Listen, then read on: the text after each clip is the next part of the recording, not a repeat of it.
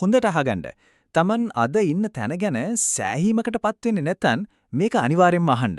අද මම කතා කරන්නේ ලෝකයේ සම්ප්‍රදායික චින්තනය සම්පූර්ණයෙන්ම කනපිට හරවන දිනන මිනිස්සුන්ගේ රහස ගැන. යකඩ මානසිකත්වය සහ දුප්පත් මානසිකත්වය අතර තියෙන සැබෑ වෙනස ගැන.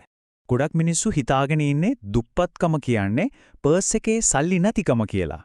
ඒක සම්පූර්ණ බොරුවක්. දුප්පත්කම කියන්නේ සල්ලි නැතිකම නෙවෙයි, ඒක ඊටමත් භයානක දරුණු මානසික රෝගයක්. ඒක හිත ඇතුලේ තියෙන ලෙඩක්. බිල් ගේට්ස් කියෝ ප්‍රසිද්ධ කතාවක් තියෙනවා. ඔබ දුප්පත්ව ඉපදුනොත් එය ඔබේ වරදක් නොවේ. නමුත් ඔබ දුප්පත්ව මිය ගියොත් ඒ සම්පූර්ණයෙන්ම ඔබේ වරදකි.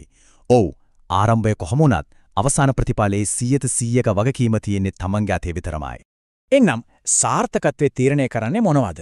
බැංකු ගිණුමේ තියෙන ගාණ තීරණය කරන්නේ මොනවද? මට පැහැදිලිවම කියන්න දෙන්න. ඒක වාසනාවත් මේ රටේ දේශපාලනයවත් ආර්ථිකයවත් නෙවෙයි. මේ බාහිර දේවල් වලට සාර්ථකත්වය වෙනස් කරන්න කිසිම බලයක් නැහැ. නිදහසට කරුණු හොයන එක දැන්වත් නවත්තන්න ඕනේ. එහෙනම් මේ හැමදේම තීරණය වෙන්නේ කොහොමද?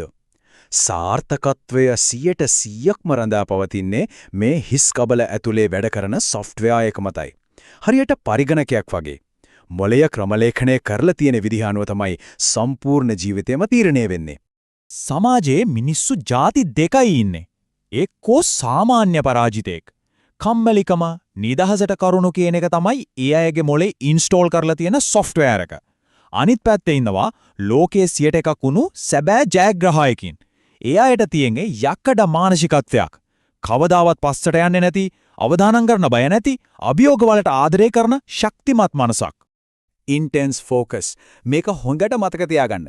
ඇතුළාන්තයේ තියෙන මේ මෘදුකාංගය, මේ මානසිකත්වය වෙනස් කරගන්නේ නැතිව කිසිම දවසක මේ භෞතික ලෝකෙ වෙනස් කරන්න බෑ.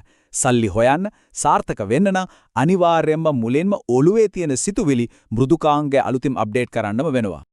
Look directly into the lens. Pause from impact. දැන් තමන්ගෙන්ම මේ ප්‍රශ්නය අහගන්න. ඔබේ මනස ක්‍රමලේඛනය කර තිබෙන්නේ දිනන්නද නැතිනම් පරාජය වෙන්නද?